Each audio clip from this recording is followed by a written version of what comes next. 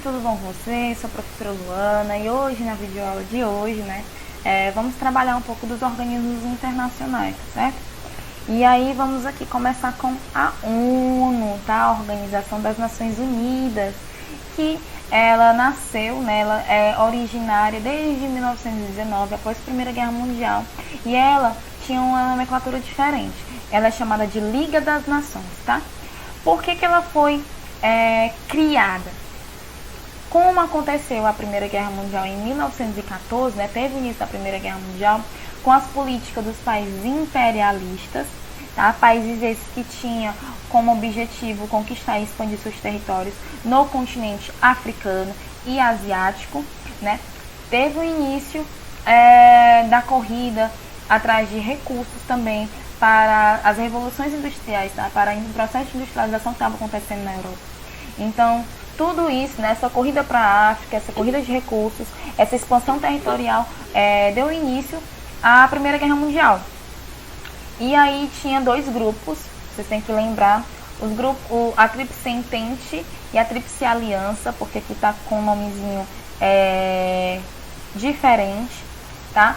Mas a Tríplice Entente é essa aqui, ó, a Alemanha, a Áustria-Hungria e o Império Otomano. E a Tríplice Aliança era França, Grã-Bretanha, Rússia.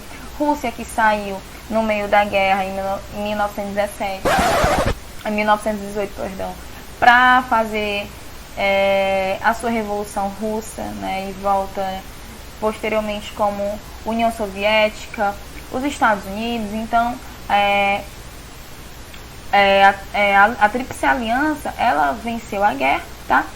Mas teve um acordo, teve o Tratado de Versalhes, no qual a Alemanha teve que assinar, ela foi submetida a assinar um tratado totalmente que botava numa situação difícil, de derrotada. E aí teve a Conferência de Versalhes, após a Primeira Guerra Mundial, assim que acaba a Primeira Guerra Mundial, em 1918, e é assinada a Carta, assinada a Carta da Liga das Nações. Mas não teve muito êxito, pois os principais países, os países poderosos não assinaram essa carta. E aí culminou, tá, na Segunda Guerra Mundial. Lembrando que em 1934 Hitler sobe ao poder, e aí ele sobe com aquele discurso nacionalista, aquele discurso de soberania nacional, da raça ariana, perseguição, ele começa a fazer perseguição a povos, isso como vocês sabem, a história conta. E aí dá início à Segunda Guerra Mundial, essas políticas adotadas pelo Hitler, estava tendo uma força nacional muito grande. E aí tem dois grupos, o grupo do eixo e o grupo dos aliados. O eixo que tinha 3 países bases, que era a Alemanha, Itália e Japão, e os aliados tinham 5, tá? Aqui na imagem não entrou, mas era Estados Unidos, França, Reino Unido, China e União Soviética, tá? A União Soviética, ela é bastante presente na Segunda Guerra Mundial. E como é que acaba a Segunda Guerra? A Alemanha, ela é dividida em 4, uma parte vai para os Estados Unidos, outra vai para a França, outra vai para o Reino Unido e outra vai para a União Soviética. A gente chama até de cortina de ferro. A Itália, ela se rende e passa a fazer parte dos aliados. O Japão, como teimoso, invade e ataca a base militar americana de Pearl Harbor, no Havaí, e os Estados Unidos enviam praticamente 2 bombas nucleares, uma em Hiroshima e Nagasaki. E acaba a Segunda Guerra Mundial. E aí, quando acaba a Segunda Guerra Mundial, tem uma conferência, que é a Conferência de São Francisco, na qual foi assinada a Carta das Nações Unidas, tá certo? Foi assinada a Carta das Nações Unidas e, inicialmente, a ONU, ela helicóptricos. Ela tem 51 países membros, tá? Ela tem 51 países membros para iniciar. E lembrando, vale ressaltar que ela foi assinada em 45, quando acaba a Segunda Guerra, mas já dá um pontapé para a Guerra Fria, né? Guerra Fria, que é um marco da bipolaridade mundial, que era uma guerra ideológica entre os Estados Unidos e a União Soviética, que uma defendia o capitalismo e a outra o socialismo. Apesar de ser uma guerra ideológica, não ter combate direto, combate armado, né? Era uma tensão mundial, porque as duas tinham armamentos nucleares. Então isso era necessário a ONU estar presente, né, para promover a paz e a segurança nacional. E aí, gente, a ONU ela tem um objetivo de promover a paz entre as nações, o desenvolvimento sustentável, monitorar o cumprimento dos direitos humanos, principalmente por conta, né, dos ataques feitos na Alemanha com Hitler, né, e organizar reuniões em prol desses objetivos. Então, todo ano a ONU organiza as Assembleias Gerais, certo? Hoje tem 193 países membros, bem mais, né? Hoje a ONU está bem fortalecida em relação a isso, tá certo? Na parte 2 do vídeo nós falaremos sobre a estrutura e organização da ONU, tá? Com seus organismos, com seus 5 organismos principais, certo? Então vamos aqui dar continuidade com os organismos internacionais, né? Agora a gente vai ver aqui a estrutura e o funcionamento da ONU, tá certo? A ONU, ela tem 6 organismos principais, mais 5 em funcionamento, e aí a gente vai dar uma olhadinha aqui, tá? Ela tem uma carta que rege, a Carta da Organização das Nações Unidas, que rege a ONU, é como se fosse uma constituição com regras e nomenclaturas dentro da Organização das Nações Unidas, tá? Dentro da estrutura da ONU a gente tem a Assembleia Geral, onde é o ponto de encontro dos países, né, onde fica todos os países membros, onde cada país tem direito a um voto, no qual mostra um equilíbrio entre as nações, traz uma forma de equilíbrio, entre as nações. Nessa Assembleia Geral é onde as decisões são tomadas, onde tem a decisão por orçamento, onde tem as decisões para a eleição de cargos dentro da Organização das Nações Unidas, tá? Vocês vão ver ao decorrer do vídeo a importância da Assembleia Geral dentro da Organização das Nações Unidas, tá? Um dos conselhos mais cobiçados e mais observados é o Conselho de Segurança, tá? No qual é um dos mais importantes porque ele é encarregado de trazer a paz e a segurança mundial. Ele é um dos mais importantes da ONU, tá? Tem 15 países membros, no quais 10 são rotativos e eles são eleitos dentro da Assembleia Geral e 5 deles são permanentes, né? Se vocês perceberem, os 5 permanentes são Reino Unido, Estados Unidos, Rússia, França e China, né? Esses países são países que ganharam a Segunda Guerra Mundial, então eles têm o poder de decisão, de vetar decisões, de cancelar decisões. Então é um poder que esses países têm e é um poder muito polêmico, tá? No qual foi criado um grupo, o G4, que fazem parte Alemanha, Brasil, Japão e Índia. Esses países eles tinham com o objetivo de fazer parte dos países permanentes, aumentando de 5 para 9 países permanentes, só que não deu muito certo, né? Não deu muito certo. Então, só são 5 permanentes e 10 são rotativos, né? Esses 10 rotativos têm um mandato de 2 anos e todo ano é eleito 5, tá? Cada ano é eleito 5. E onde eles são eleitos? Na Assembleia Geral, tá? Na Assembleia Geral mostram, como eu falei anteriormente, mostram um equilíbrio, né, de poder, onde os países, eles para se fortalecer em algumas decisões, eles se unem com outros países para tentar ter a maioria dos votos, né? É tipo Big Brother mesmo, né? Eles se unem para ter uma maioria de votos. Beleza? Temos o conselho, vamos voltar aqui. Temos aqui outro conselho bastante importante e relevante, né, dentro da ONU é o Conselho Econômico Social, tá? Que tem 54 membros que são eleitos aonde? Na Assembleia Geral, tá? No qual que tem um objetivo de coordenar, de fazer um diálogo entre os países membros da ONU, com as agências especializadas da ONU, com agências independentes, tá? Ele traz esse diálogo, né, de desenvolvimento, de trabalhar as questões sociais. Então, o Conselho Econômico Social ele é bastante relevante. No próximo slide vocês vão ver as agências que fazem parte dentro do Conselho Econômico Social, tá certo? Temos aqui também o secretariado, tá?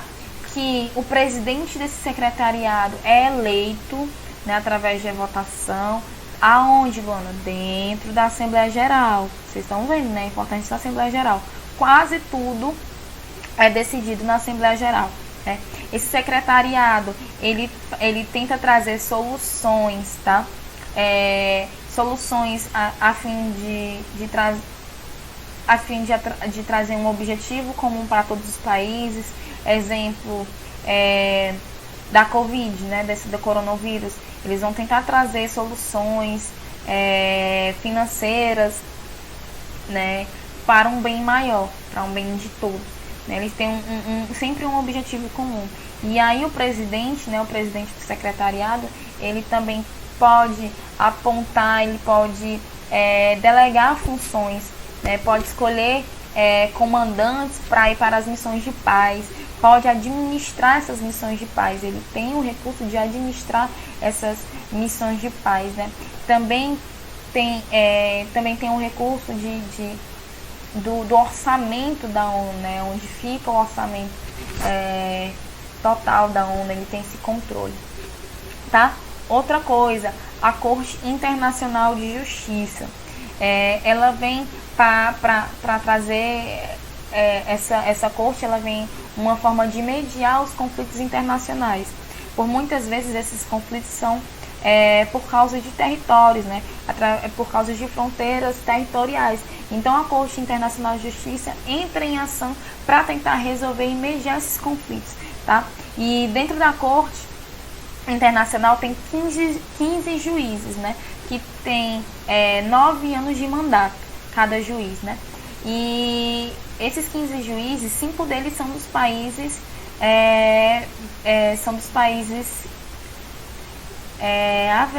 são dos países permanentes, né? São dos membros permanentes do Conselho de Segurança. Um dos únicos, se eu não me engano, é a China, que não tem nenhum juiz, né, do seu país próprio, no qual ele escolhe, né? Ok? Outra coisa, temos aqui o Conselho de Tutela, que ele deixou de funcionar na década de 90, no meio da década de 90, no início, né, em 94, né, o Conselho de Tutela tinha o objetivo de administrar os territórios coloniais, né, os territórios da antiga Liga das Nações, né, ele ajudava esses territórios a conquistar, né, a sua independência. E aí, em 94, os últimos países, né, das ilhas do Pacífico, Palau, se não me engano, eles conseguiram sua independência e o Conselho de Tutela até lá ele está em stand-by, né? Está de boas. Então, gente, essa aqui é a estrutura geral da ONU, né? O Conselho de Segurança, que é o principal, né? Que é o mais visado, onde tem o Conselho de Desarmamento. E é muito contraditório, porque os países que participaram da guerra, os países que têm armamento nuclear, fazer parte do Conselho de Desarmamento é muito contraditório, né? Tem o Conselho Econômico Social, que é voltado para as questões sociais, o Secretariado, que é como se fosse um executivo, a Corte Internacional da Justiça, que media conflitos entre os países, e o Conselho de Tutela, que está em stand-by, né? Que administrava os territórios coloniais, beleza? E aí, gente, vamos aqui para a parte 2. Lembra que eu falei das agências especializadas, né, do Conselho Econômico Social, dos fundos, dos programas, dos programas, das pesquisas, as agências especializadas? Então, essas aqui são as principais. A Unicef, que é o Fundo Monetário, né, para humanitário para criança, né, criança e adolescente. Ela fica localizada em Nova York e ela é muito lembrada aqui no Brasil porque ela faz parceria com alguns programas, né, como o Criança Esperança. Sempre faz essa parceria. Alguns programas da Rede Globo, alguns programas da Rede Globo faz parceria com essas agências, como a ONU, ou essas agências da ONU, como a Unicef, a Unesco. Eu vou tentar colocar aqui as imagenzinhas no decorrer do vídeo das propagandas. É bastante interessante. Vocês devem lembrar quando assiste televisão. Tá? Criança Esperança, um projeto Rede Globo em parceria com a Unesco. A Unicef, temos aqui a Organização Internacional do Trabalho, que fica em Genebra, tá? Eles tentam sempre promover assistência à criança, ao trabalhador, sempre tentam promover assistência humanitária, tá? Temos aqui na Roma o Fundo de Alimentação e Agricultura, temos a Unesco, né, que fica em Paris, na França, que tenta promover a educação, a ciência e a cultura.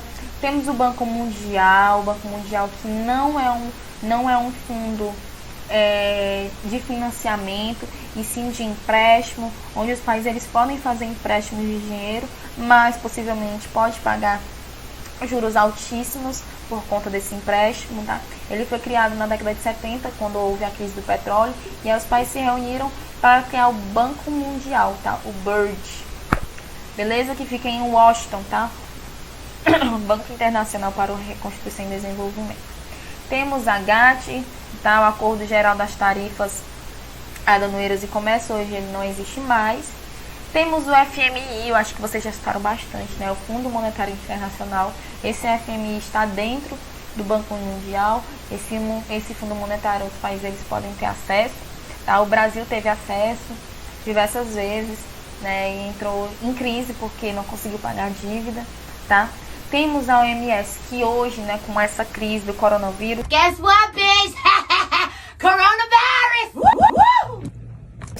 Ela tá tendo uma visibilidade maior, tá? A Organização Mundial da Saúde, que fica em Genebra também. A Organização Mundial da Saúde, ela tem um objetivo de orientação da saúde mundial, uma forma de orientação, de promover também, financiar projetos de vacinas, tenta erradicar algumas doenças, como conseguiu erradicar uma doença, eu acho que era a varíola. Ela conseguiu erradicar a varíola, que era uma doença de pele, né, uma doença cutânea.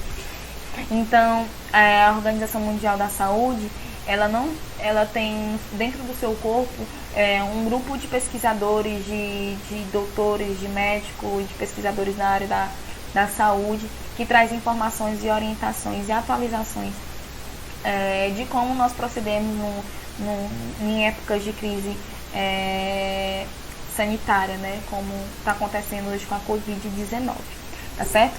Além disso tudo, temos os orçamentos, né, os orçamentos da ONU, presentes dentro da ONU. Mas eu gostaria de mostrar aqui para vocês os países que foram escolhidos, tá? Em 2019 e 2020. Esses países aqui são os membros rotativos do Conselho de Segurança, tá certo? Níger, Tunísia, Vietnã, Estônia, São Vicente, Granadinas, África do Sul, Indonésia. Então, isso aqui são de 2019, 2020, 2020 e 2021, certo? Esses mandatos dele. Temos aqui, né, como eu falei anteriormente, o Bolsonaro, ele vai a Nova York, na Assembleia Geral da ONU, né? Ele traz a Amazônia, como assim fizeram seus antecessores, mas também tivemos o presidente Lula, Dilma, né, os presidentes anteriores ao Jair Bolsonaro, tá? Antes de iniciarmos o G7, gostaria de falar, né, sobre os orçamentos da ONU. A ONU, antigamente, até 2020, ela vinha com os orçamentos bienal, ou seja, a cada 2 anos, né, tinha um orçamento para 2 anos. Hoje não, hoje é um orçamento anual. E os países, gente, eles como é que se diz? Eles ajudam, não. Eles doam, né, o dinheiro para a Organização das Nações Unidas. Tem um teto para equilibrar, porque tem países pobres que não têm condições de... Tem países não tão ricos que não têm condições de dar um dinheiro significativo, né, para a ONU. Então tem um teto, do orçamento, tá? E esse orçamento vai para as missões de paz, tá? Alguns países eles conseguem ajudar de outras formas, como eles cedem tropas para as missões de paz, como a França, tá? Esse dinheiro também vai ser destinado para as agências especializadas. Então a ONU tem um orçamento, né, que é votado, que é feito na Assembleia Geral. O orçamento para o ano de 2020 é de 3 trilhões, tá, de dólares. E aí é 8 milhões do que estava sendo esperado, tá? O secretariado falou, né, o presidente do secretariado falou que foi mais de 8 milhões, né, do que esperava. Então é bastante dinheiro, tá certo? E aí na próxima parte, né, na parte final, nós vamos ver o G7, o G20 e o BRICS, certo? Para finalizar.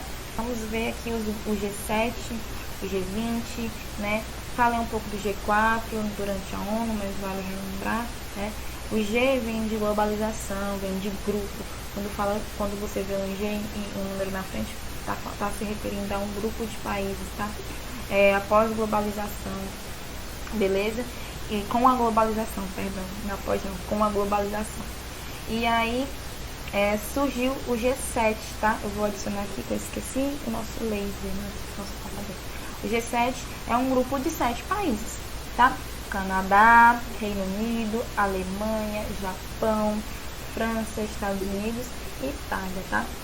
E aí é um grupo de 7 países que são industrializados, tá? Então eles se reúnem e aí eles se reúnem para discutir questões, tá? de desenvolvimento econômico, questões sociais, tá certo? Eles foram criados em 75, tá? Para discutir as questões pertinentes daquela época, né? Pertinentes, o que afetava o mundo naquela época. E na década de 70 estava acontecendo a crise do petróleo, como eu falei no vídeo anterior, né?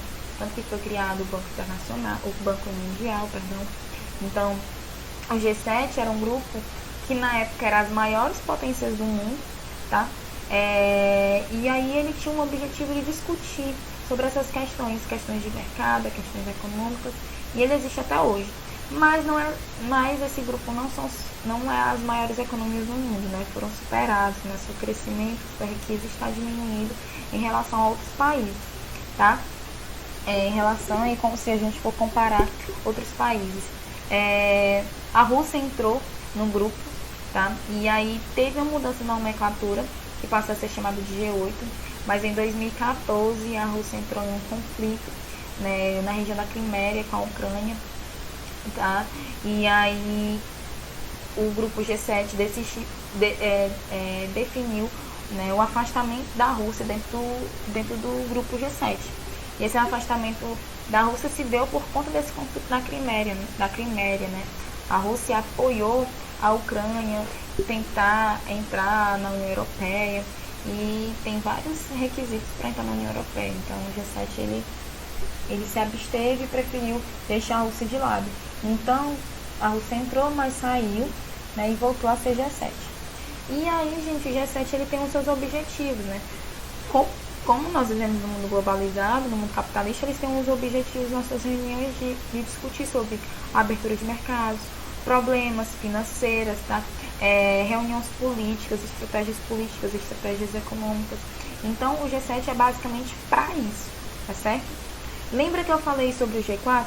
O G4 ele tinha, além de discutirem questões econômicas, eles discutiam questões políticas, né? Lembra que eram os países da Alemanha, Japão, Brasil e Índia? Esses países queriam fazer parte do membro permanente da ONU, né? Então a gente vê uma questão estratégica política, queria fazer parte dentro do Conselho de Segurança da ONU, entendeu? Então tem que observar qual é o objetivo de cada grupo. O G7 não, ele não tem essa razão, porque a maioria desses países, né, que integra o G7 faz parte do Conselho de Segurança. São países que na época e até hoje, querendo ou não, são potências mundiais, tá? Então, eles tinham esses objetivos aqui nas suas reuniões, certo? E aí, vamos aqui passar para o G20. O G20 é um grupo de países, né? É um grupo de 20 países, no qual o Brasil faz parte, países pobres, né? Então, pronto. Luana, como é que eu sei que é o G20? Vocês vão lembrar do G7, mais o BRICS, que eu vou falar posteriormente, tá? E países como México, Argentina e a União Europeia. Só lembrar. México, Brasil, a União Europeia e o G7 e o BRICS. Vamos tentar lembrar, certo?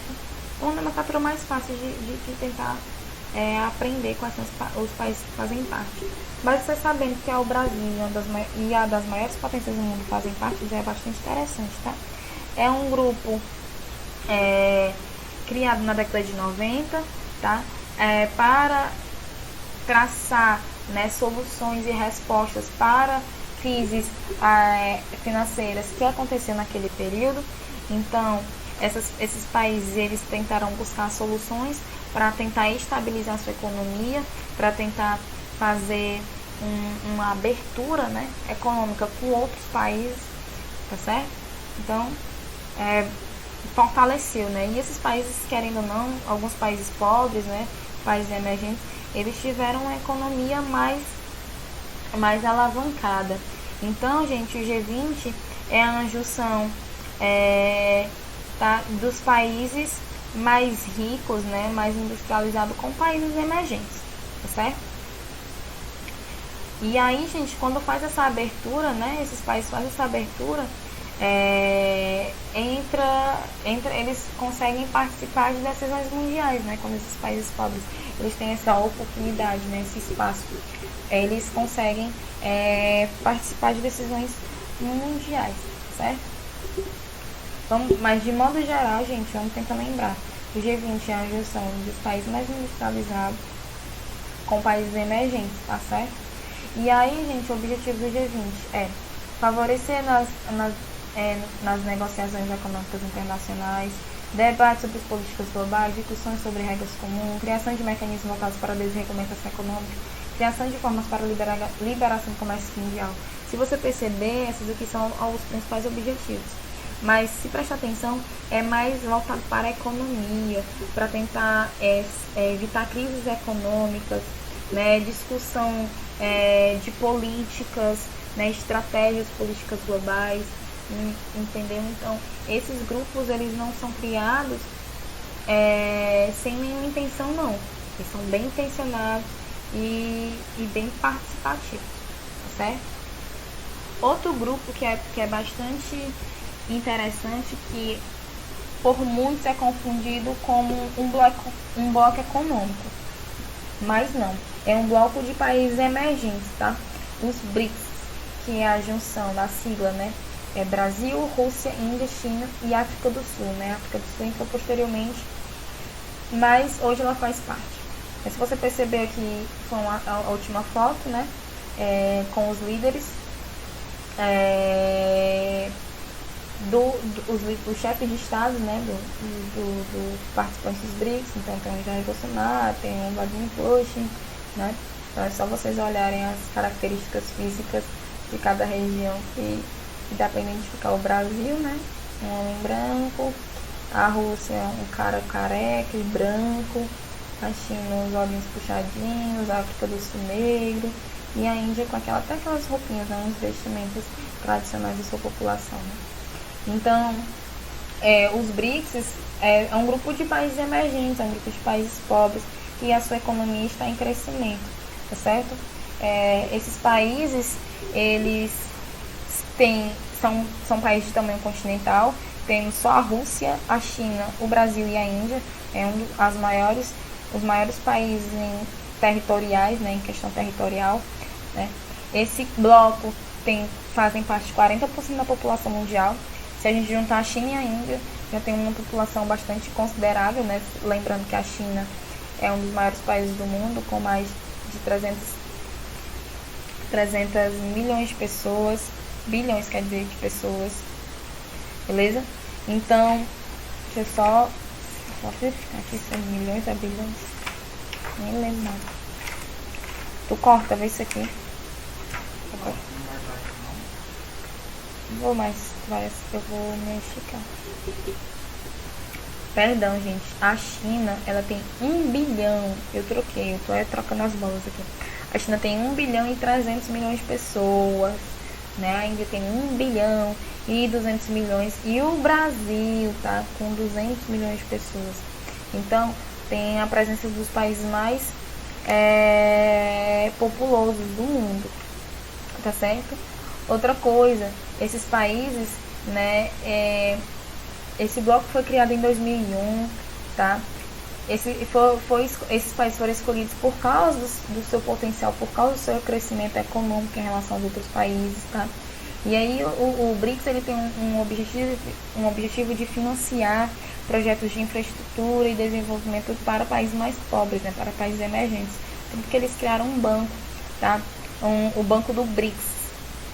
Tanto que saiu há 12 anos atrás, né, o ministro Paulo Guedes, ministro da Economia Paulo Guedes, disse que o Brasil vai receber 3 bilhões de reais para ajudar no combate ao Covid-19. Dos BRICS ajudou também na China, né? A China recebeu 5 bilhões de reais para o combate do Covid-19, tá certo? E querendo ou não, esse banco, ele gerou muita polêmica. A sua criação gerou muita polêmica ao Banco Mundial, né? Porque os países pobres, no qual fazem empréstimo ao Banco Mundial, está fazendo empréstimo ao BRICS, tá certo? E aí, gente, uma das principais características entre esses países é uma economia recentemente estabilizada, tem uma situação política estável, tem uma mão de obra em grande quantidade e em processo de qualificação, tem boas reservas de recursos minerais, entes sociais em processo de melhorias, investimentos em setores de infraestrutura e o PIB em crescimento, tá? Então, o Brasil, ele tem como atividade, né, a agricultura. A Rússia, ela tem como riqueza o gás natural e o petróleo. A Índia tem uma grande mão de obra qualificada, tá? Tem uma grande tecnologia, né? A Índia, ela desenvolve muitos softwares. A China é conhecido como um país que tem muita manufatura, né? Tem muitas indústrias voltadas para a exportação. E a África do Sul, ela é rica em recursos naturais.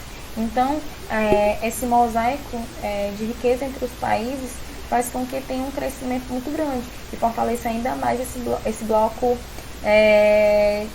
econômico, esse grupo de países, né, emergentes, tá certo? Então, gente, é isto e até o próximo vídeo. Bye, bye.